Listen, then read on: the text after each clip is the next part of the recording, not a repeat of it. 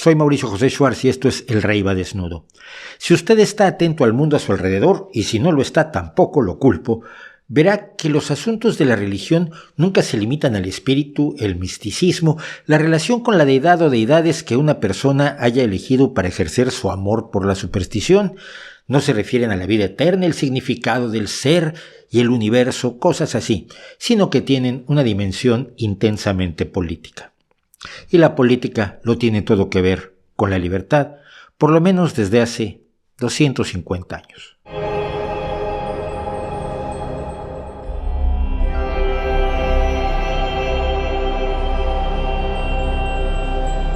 Para la ultraderecha de este siglo XXI, que generalmente es religiosa, la religión es muy importante, pero no toda. Por ejemplo, no es importante la parte del no matarás, ni la de amarás a tu prójimo como a ti mismo, ni la de si te dan un bofetón pon la otra mejilla para que te emparejen. Esto se les ha borrado de las Biblias, probablemente porque por ahí embarran el dedo mojado de saliva con alcohol para pasar las páginas del libro sagrado. Más bien, sienten intensamente la religión por el lado de mi cultura es mi religión y mi cultura y mi religión están en peligro porque allí vienen los musulmanes y los ateos y los judíos. Bueno, no. Lo de los judíos no lo dicen, al menos en público, porque les da muy mala prensa por culpa de su abuelo intelectual, un tal Adolf algo. La civilización que defienden, la cultura, nos dicen, la europea, la americana y buena parte de la asiática, es cristiana. No vamos a entrar en este momento en el asunto de que la cristiandad se dedicó intensamente a tratar de impedir la civilización, persiguiendo por igual a Giordano Bruno que a Voltaire, a Galileo, a los enemigos de la esclavitud y a los defensores de la libre expresión. Solo para reafirmar lo que ya dije en un vídeo que le invito a que vea, la civilización que tanto nos enorgullece, con sus valores, sus leyes, sus libertades, sus derechos, su ciencia y su tecnología, no la hizo el cristianismo. Se hizo a pesar del cristianismo, a contrapelo del cristianismo y muchas veces pagando con la vida el capricho anticivilizatorio del cristianismo, por no hablar de otras religiones. Y pese a que el cristianismo ha sido desactivado enormemente en los últimos 250 años, sus defensores todavía son capaces de enormes atrocidades. Por ejemplo, este despojo humano no tuvo empacho en poner un coche bomba con el que mató a 8 personas y lesionó a más de 200, para luego viajar a una isla donde estaba reunido un grupo de jóvenes y procedió a cazarlos como animales, porque así estaba defendiendo, según él, la civilización cristiana contra estos jóvenes laboristas que no rechazaban a los inmigrantes, y mató a 69 de estos jóvenes, la mayoría adolescentes, alguno de apenas 14 años de edad, en un infierno de 1 hora de duración. Y esto no pasó en el siglo XIII, sino en el siglo XXI, y no ocurrió en un país con deficiencias educativas, alimentarias y de seguridad, sino en Noruega, concretamente en la isla de Utoya. Igualmente, la pareja gay de Gary Matson y Winfield Mauder fue asesinada por extremistas que defendían el cristianismo en 1999. En 2018, Robert Gregory Bowers mató a 11 personas en una sinagoga de Pittsburgh para defender la civilización cristiana y occidental, y en 2019 el terrorista cristiano Brenton Harrison Tarrant asesinó con la misma convicción a 51 personas en 2 mezquitas de Nueva Zelanda. Para que luego venga alguien como el presidente del cada vez más radicalizado Partido Popular Español a decir que no veremos a un cristiano matar en nombre de su religión. No lo verás si te tapas los ojos solamente. Por cierto, hablo del absurdo de la presunta civilización cristiana porque es en la que vivo y en la que vive la mayoría de quienes ven estos vídeos y en donde existe una civilización que ha logrado más o menos domesticarla. Pero los cristianos no son los únicos que defienden su civilización confundiéndola con su religión, por supuesto. Tenemos la barbarie del islamismo, la versión brutal y literalista del Islam, y tenemos los crímenes extremistas judíos en Palestina por una creencia igualmente religiosa. Pero los judíos a su vez han sido perseguidos por prácticamente todo el mundo, especialmente por los cristianos, que también tienen una larga historia de ser perseguidos y lo siguen siendo hoy en varios países, generalmente musulmanes, pero también en un estado nominalmente sin religión como es Corea del Norte. Y esos mismos cristianos han perseguido también a musulmanes, budistas, judíos, como decíamos, y muy señaladamente y de manera especial a otros cristianos. Un ejemplo son los testigos de Jehová, que han sido perseguidos por todo el mundo, fueron especialmente atacados por los nazis alemanes en los años 30 y 40 del siglo pasado, y ahora son objeto de las iras del gobierno ruso. Y los budistas persiguen a los musulmanes en Myanmar, y los hindús persiguen a los budistas en la India, pero de esta labor se encargan los musulmanes en Pakistán, que de paso también persiguen a los hindús, y en Irán los musulmanes persiguen a todos los demás, incluidos a los pobres zoroastrianos, que ya están más o menos acostumbrados al asunto porque sus libros registran cómo fueron perseguidos por Alejandro el Grande en el siglo IV antes de la era común. Y todos en general persiguen a los ateos que no aceptamos su religión, también a los herejes que dudan de sus dogmas, a los blasfemos que la insultan y a los apóstatas que, habiendo sido creyentes, abandonan su religión originaria para adoptar otra o no adoptar ninguna. La sangre vertida por las persecuciones que relatamos en los últimos 2 párrafos llenaría océanos y probablemente no de manera metafórica. Pero ser de otra religión, blasfemar, asumir herejías, apostatar o ser ateo son formas de ejercer la libertad, que es quizá lo que más odian y combaten la mayoría de las religiones. Se persigue a otras religiones porque representan la libertad de ser distinto. Se persigue la blasfemia porque representa la libertad de hablar de la religión e incluso insultarla. Se persigue la herejía porque representa la libertad de pensar sobre la religión y de dudar de sus enseñanzas. Se persigue la apostasía porque representa la libertad de decidir respecto de la religión. Para las ideas religiosas, con muy pocas excepciones hoy en día, la libertad es una forma de rebeldía contra los sentimientos de los creyentes, contra las enseñanzas de su religión y sobre todo una rebeldía contra la deidad, asunto que implica contradicciones que luego analizaremos. No por nada, la oración llamada Yo pecador, en el mundo católico al menos, nos dice: yo confieso ante Dios Todopoderoso y ante ustedes, hermanos, que he pecado mucho de pensamiento, palabra, obra y omisión. Es decir, pensar, decir y actuar de modo distinto a lo que norma la religión es pecado.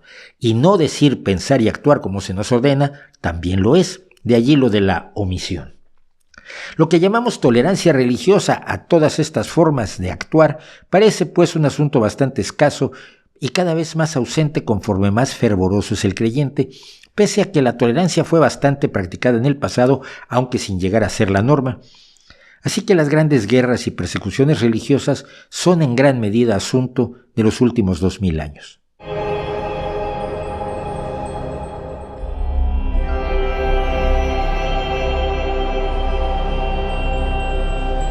¿Qué es la tolerancia religiosa? Tenemos un problema bastante grande con el concepto mismo de tolerancia, al grado de que basta que uno exprese una opinión no halagüeña sobre algo para que se le acuse de intolerante hacia ese algo. No. Tolerancia significa aceptar que otros piensen, hablen, crean o actúen distinto de nosotros dentro de la ley, sin hacer nada contra ellos ni castigarlos por ninguna de esas cosas. No significa que no se les pueda criticar, ni implica la censura de las opiniones disidentes, no implica que no se analicen los elementos clave de sus creencias para explorar su validez o su razonabilidad. No es patente de corso para que los religiosos estén libres de la mirada cuestionadora y del pensamiento crítico. Bueno, ni los religiosos ni nadie. En los comentarios de este mismo canal a mí constantemente se me llama intolerante por dar datos que no le gustan a los miembros de alguna religión, concretamente en general la cristiana y sus variantes. Que el solo hecho de decir, por ejemplo, que los primeros textos de los evangelios que tenemos datan del siglo III y es difícil suponer que sean idénticos a los originales, o que las pruebas indican que la sábana santa o sudario de Turín es una falsificación del siglo XII o XIII, es algo que muestra intolerancia religiosa. Ninguna de esas cosas, ninguna crítica a las supersticiones de todo tipo, a las acciones de las iglesias o las de sus creyentes y ministros, ninguna duda sobre sus creencias irracionales y sus consecuencias, sobre todo cuando son mortales, es intolerancia. La intolerancia implica la persecución, la eliminación, la anulación de una creencia o de sus creyentes y hacerlos sufrir dentro de lo posible. Por contra, la tolerancia religiosa implica la aceptación de que otras personas tienen distintas creencias de las que tiene uno y que esas otras personas tienen derecho a tenerlas, pensarlas y expresarlas dentro de la ley, repito, sin que se les quiten sus pertenencias, se les apalee, torture, mate, excluya, discrimine, maltrate o expulse. Y lo mismo funciona al revés. En el caso de las personas que creen en otras religiones, las sociedades con creencias politeístas en el occidente antiguo eran bastante tolerantes porque sus dioses podían identificarse entre sí, eran casi intercambiables. La Isis egipcia era más o menos equivalente a Afrodita y Atenea entre los griegos, a Venus y Minerva entre los romanos y a Freya y Frigg en la mitología nórdica. Así que estos pueblos podían imaginarse que más o menos todos adoraban a los mismos dioses con algunos matices. En el mundo asiático, los hindúes eran menos tolerantes con los budistas y los jainistas, ambas religiones mucho más recientes que la hindú. Mientras tanto, en China se alternaban periodos de tolerancia con emperadores benévolos como el budista Taizong, que dejó estar a otras creencias como el maniqueísmo y el cristianismo, o emperadores ortodoxos como Xuanzong, que hizo del taoísmo la religión oficial y vas a creer lo que te manden. Una forma de no meterse en líos la usaron por igual griegos, romanos y aztecas, fue el sincretismo religioso. Cuando conquistaban un pueblo que tenía otros dioses distintos, incluían a estos en su panteón y al mismo tiempo ordenaban que los nuevos ciudadanos o vasallos, tributarios o esclavos adoraran a los nuevos dioses de los conquistadores, aunque podían seguir adorando a los anteriores, con lo cual, si bien los dioses podían multiplicarse mucho, se evitaban incómodos roces entre creyentes y miembros del mismo imperio. Esto lo hizo con bastante éxito la Iglesia Católica, convirtiendo en santos a muchísimos dioses de las sociedades en las que se fue implantando, como ya contamos en el episodio dedicado a los santos. Esto, por supuesto, aparte de sus persecuciones y demás contra las otras religiones. Pero la tolerancia religiosa, aunque existía, era la excepción en el mundo antiguo, a diferencia del mundo moderno donde... No. La tolerancia religiosa ha sido la excepción hasta hace muy poco en todo el mundo. La presencia del monoteísmo, la idea del Dios único, ayudó enormemente al establecimiento de la intolerancia. Si nos atenemos a la Biblia, uno de los motivos de las guerras de los hijos de Jehová era precisamente que sus adversarios tenían prácticas religiosas cuestionables, como la de adorar al becerro de oro, cosa que cuando hicieron los propios israelitas mientras Moisés iba de visita con el Señor, provocó que el Señor amenazara con aniquilarlos y buscarse un pueblo mejor. A continuación, los fieles a Jehová, para demostrar su lealtad a su Dios, masacraron a unas 3,000 personas que no lo adoraban, según nos cuenta el libro del Éxodo. El monoteísmo sería, después del triunfo del cristianismo y con la aparición del Islam en el siglo VII de la Era Común, el elemento que más promovería la intolerancia hacia otras religiones y justificaría todo tipo de masacres, persecuciones, torturas y atrocidades que provocaron una cantidad de sufrimiento que resulta difícil de imaginar para cualquier persona normal de hoy que más o menos viva con las garantías de las sociedades ilustradas que se han desarrollado precisamente al vencer en el debate de las ideas al cristianismo.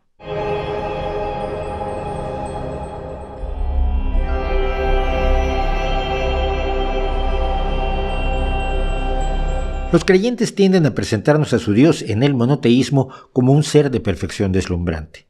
Lo puede todo, lo sabe todo, es todo bueno y es eterno, de modo que su voluntad se cumple sin más en el universo.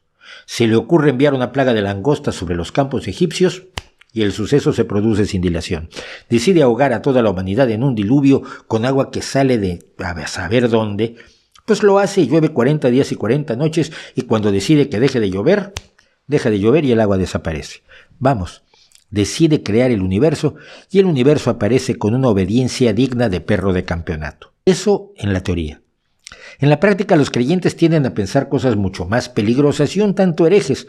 Por ejemplo, que su Dios es una especie de niño con poco desarrollo motor que necesita que sus creyentes, sus fieles enfervorecidos, lo defiendan de sus enemigos porque él solo, o ella sola, dejémoslo allí, no puede hacerlo.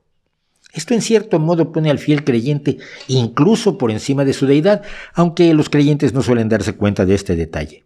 Parecería que el inquisidor, el guerrero de la yihad, el evangélico armado, el colono judío dicen: mi Dios es débil, es pequeñito, está arrinconado por los que creen en otros dioses o no creen en ninguno y no puede hacer nada para combatirlos, así que necesita mi espada o mi AR-15 o mi lanzacohetes, la idea es la misma, para que yo lo defienda cual doncella medieval y lo salve ¿de qué? Nunca queda claro. Hay que pensar en lo contradictorio que es esto. Si el Creador, según la religión musulmana, quisiera destruir a los infieles, lo haría sin siquiera parpadear. No necesitaría que cientos de miles de personas se lanzaran a una sucesión de guerras religiosas a lo largo de los siglos. Los propios teólogos del Islam nos dicen que no hay nada que sea imposible para Dios, y sin embargo los más extremistas dicen que matan y destruyen en nombre de ese Dios porque ese Dios no lo está haciendo. Y esto es algo que también hicieron a su vez los cristianos y por cierto mucho antes de que naciera el Islam. Ese Dios todopoderoso, cuya voluntad lo creó todo, se ve imposibilitado de defender la fe en él mismo y necesita que los suyos salgan a organizar escabechinas de enemigos. Piense usted en la contradicción que implica que la deidad islamo-judio-cristiana sea capaz de las más impresionantes hazañas, por ejemplo, crear el sol, la luna y las estrellas en un solo día. Todas las estrellas, que según calculamos son al menos unos 200.000 millones de billones de estrellas, e hizo esto en el cuarto día de la creación, quedando sin embargo totalmente fresco para el día siguiente crear todas las aves, todos los peces y los monstruos marinos. Y sin embargo este mismo Dios no es capaz de recuperar Jerusalén de las manos de los infieles, Jerusalén, la ciudad donde su hijo fue sacrificado, de modo que tuvo que inspirar las cruzadas donde, según distintos expertos, murieron entre 1 y 9 millones de seres humanos, y según esos mismos expertos, la mayoría de ellos cristianos. La defensa de Dios y el miedo a que dicho Dios se moleste porque uno deja que creyentes de otras religiones o de ninguna anden por allí sueltos sin darles con un palo en la cabeza ha sido una constante de los monoteísmos, que pueden ser enormemente duros con la gente que ven fuera de su verdadera fe, pero pueden ser, como decíamos, muchísimo más duros con los de su propia fe cuando estos pierden el camino o cuando se cree que perdieron el camino. Si quisiéramos resumir todo esto, sería que los creyentes consideran que su Dios ha establecido claros límites a la libertad y que si Dios no los hace cumplir, los tienen que hacer cumplir ellos, esperando así quedar bien con dicho Dios y recibir algún premio por ello, o al menos ahorrarse un boleto eterno para los infiernos. ¿Acaso el precio de la salvación de algunos es la libertad propia y ajena?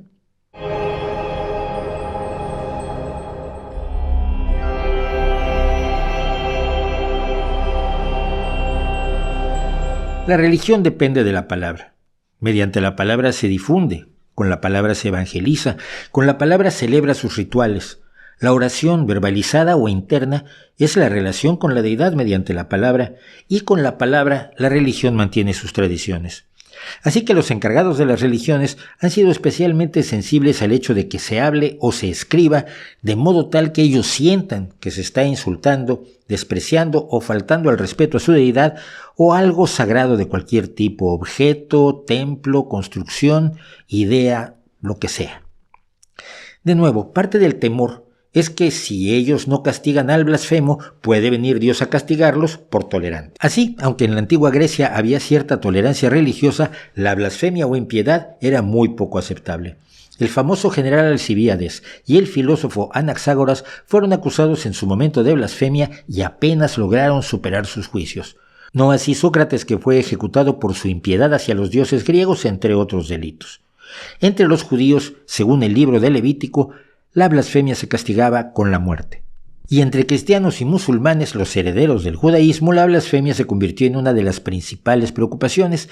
Así, cristianos y musulmanes inauguraron lo que hoy es la especialidad del ofendidismo, que no solamente es estar ofendido, sino ir buscando por el mundo motivos para sentirse profundamente ofendido y luego exigir reparaciones, castigos y venganza contra los responsables de la ofensa real o imaginaria. Eso hoy puede costarte el empleo, la reputación, ser cancelado o al menos ser acosado enérgicamente en medios y redes sociales por decir cosas que alguno decidió que eran ofensivos, pero en el medievo podía costarle al blasfemo la vida o castigos aterradores como torturas, marcado con hierro al rojo vivo, azotes y la perforación o corte de la lengua. Es famoso el hecho de que el defensor del libre pensamiento, Giordano Bruno, fue llevado a la hoguera en el año 1600 con un pincho en la lengua para impedir que soltara sus blasfemias y las pudieran escuchar los buenos cristianos de Roma que asistían a disfrutar el espectáculo de su quema en vida. La blasfemia se traslapa en gran medida con la idea de la herejía, aunque esta es mucho más grave, porque más que una simple expresión irrespetuosa como esas que son tan comunes en España, la herejía implica creer en cosas que no están de acuerdo con las creencias u opiniones oficiales de una religión en particular. especialmente si la religión es mayoritaria. En el caso del cristianismo, la ortodoxia no existía en el primer y segundo siglo de existencia de esa religión, y cada cristiano podría interpretarla a su arbitrio según su leal saber y entender, sin autoridades centrales ni formas de obligarlo a ajustarse a la ortodoxia. Esto empezó a generar una enorme cantidad de interpretaciones, de formas de ver, de pensar lo que se consideraba el mensaje de Cristo, hasta que a fines del siglo XII, Ireneo, que trabajaba como obispo de Lyon, decidió que esas ramificaciones eran un peligro para la religión y decidió inventar la ortodoxia, escribiendo una majestuosa y detallada obra de 5 volúmenes contra la herejía. Allí estableció además la idea de que había solo una iglesia genuina, guardiana de toda la verdad de la religión, y que fuera de esa iglesia no hay salvación posible del alma.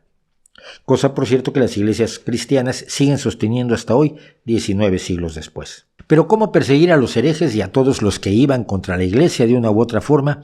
La respuesta la dio San Agustín de Hipona, personaje responsable de algunos de los textos más nefastos del cristianismo. Concretamente, para Agustín, el uso de una gran violencia está justificado si se hace por amor, como la aplican los cristianos, mientras que los infieles usan la violencia por odio y eso está mal y debe ser rechazado. Esta doctrina, que es llamada la doctrina de la guerra justa, fue el pretexto para todas las acciones militares y de represión posteriores hechas en nombre de la religión.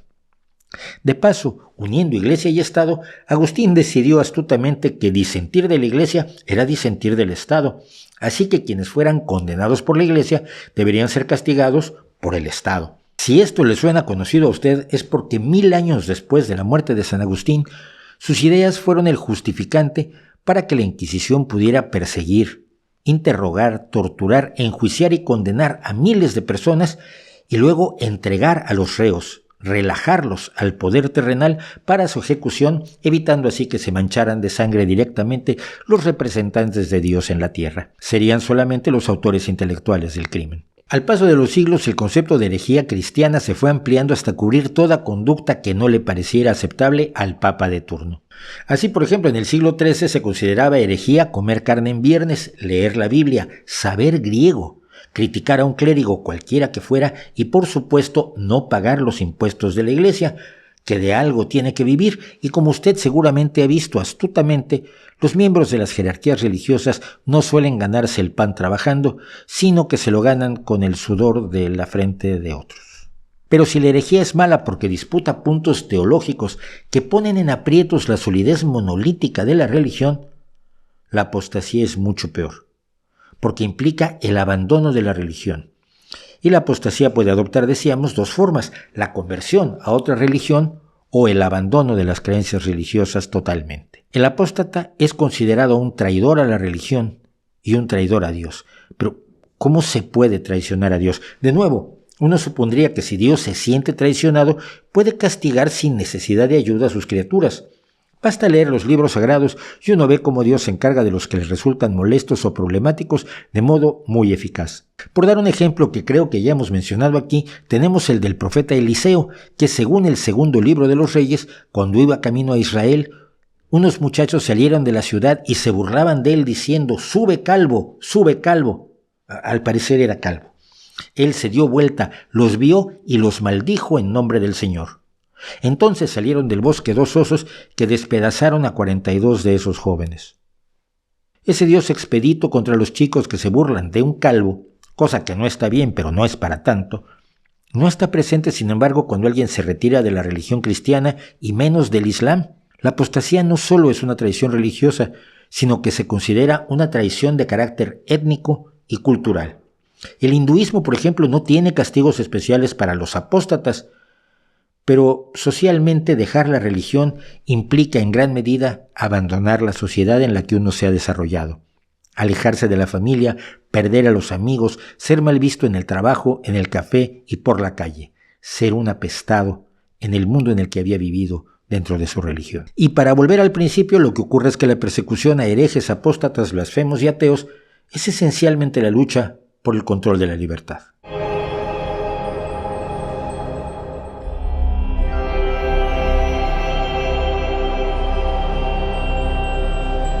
Los libros sagrados no suelen consagrar de manera especial lo que hoy llamamos, de nuevo a contracorriente de las religiones, los derechos humanos. Ya puede uno recorrer la Biblia, Antiguo y Nuevo Testamento, los escritos de los doctores de la Iglesia, el Corán y los Hadith, los Vedas o cualquier otro libro sagrado, buscando la afirmación de la idea de que todos los seres humanos nacen libres e iguales en dignidad y derechos, que es el artículo 1 de la Declaración Universal de los Derechos Humanos. Y menos aún va a encontrar lo que está en el artículo 18 que dice: toda persona tiene derecho a la libertad de pensamiento, de conciencia y de religión.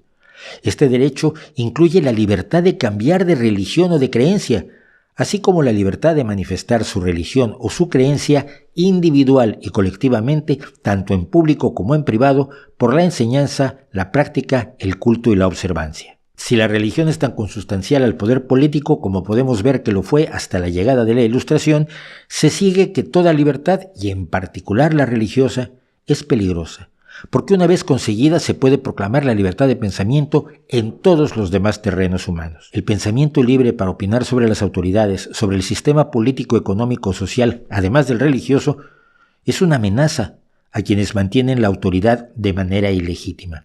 El ejercicio mismo de la democracia como forma de dar autoridad legítima es libertad. En las religiones no hay democracia, hay papas y patriarcas, imames y rabinos, lamas y pandits y dioses personas a los que se obedece sin cuestionar, y los dioses son siempre reyes y emperadores. El pensamiento libre no acepta dogmas y procede a interrogar al universo investigando sin límites en las distintas disciplinas científicas, aunque los resultados vayan en contra de los preceptos religiosos. En la mayoría de las religiones, ciertamente en la cristiana con todas sus variantes, la ciencia no está bien vista y se sustituye con libros que cuentan mitos antiguos de tribus primitivas y brutales. El pensamiento libre observa y opina sobre el gobierno propio y ajeno, sobre la justicia, sobre la igualdad, e impugna y somete a análisis abierto y claro las creencias de todo tipo, sobre todo las religiosas, bajo la lupa de la razón. No por nada el desencadenador de la Reforma cristiana, Martín Lutero, proclamó que la razón es la enemiga de la fe. Por supuesto que lo es. La libertad de pensamiento pone en cuestión toda tiranía y toda ortodoxia social, política, religiosa o de cualquier otro tipo. La ortodoxia es estabilidad, es inmovilidad, es solo cambiar con permiso y por decisión de las autoridades y en la dirección en que se ordene el cambio. La heterodoxia, expresada en forma de libertad, es una amenaza para el control político, es rebeldía, exige cuentas, no admite sino razones para convencerse. Ni el poder de la cruz, ni el de la espada, ni el del oro son tan fuertes como nuestra necesidad de ser libres de cadenas no solo físicas, sino también espirituales y mentales. Muchas personas quieren creer que la religión manipula a la gente y la controla utilizando misteriosos métodos de lavado cerebral, sistemas místicos y ocultos que manejan sus mentes y sus creencias como un titiritero maneja a sus muñecos. Pero no. El control de la religión, y lo sabemos con el estudio de las sectas, se da principalmente por la vía del control de las acciones, de la palabra, de la comunicación y de la vida cotidiana de sus creyentes. Y si usted es creyente, su vida está controlada así. Por eso toda religión tiene reglas muy precisas, sobre todo en la vida, sobre cómo se puede uno vestir, qué ropa, de qué hilos, de qué tamaño, con qué medidas, para mostrar o ocultar qué partes del cuerpo, si escotes, si velos, si mangas largas o cortas, reglas sobre el cuerpo, sobre el pelo, sobre la barba, sobre el bigote, reglas sobre lo que usted puede o no comer y cuándo lo puede hacer, a qué hora, qué días, preparada de qué manera y siempre dando las gracias a la deidad por ella, como si no fuera producto del esfuerzo humano y de la habilidad de quien capitanea la cocina, hay que decirlo. Reglas sobre cómo debe conducir su vida sexual, con quién, bajo qué rituales, con qué limitaciones, con quién no, en qué posición, durante cuánto tiempo, convirtiendo o presentándonos a la deidad como un voyeurista más atento a las camas de sus creyentes que a la escasez que puedan tener sus despensas. Que si uno piensa en un Dios bondadoso, ciertamente le interesaría más el hambre que ese placer de sus criaturas que a veces es el único que les queda. Reglas que encadenan a la libertad para complacer a Dios, nos dicen, aunque en realidad resulta ser para complacer a los que tienen el poder. El control de lo cotidiano para anular la libertad, para convertirla en un privilegio y no un derecho, para apartar la atención de toda posibilidad de cuestionamiento crítico a lo que se nos cuenta, es junto con el miedo y la promesa de un maravilloso futuro del cual nunca nadie ha dado pruebas, sea el nirvana o sea el paraíso, son el trípode en el que se mantienen en lo alto las religiones. Si la persecución de la herejía, la blasfemia, la apostasía y el ateísmo son tan importantes para quienes controlan las religiones, más importante debe ser para todos nosotros, incluso para los creyentes, defender el derecho a la herejía, la blasfemia, la apostasía y el ateísmo como formas de ejercer la libertad. Esa libertad apenas conquistada hace algo más de 200 años.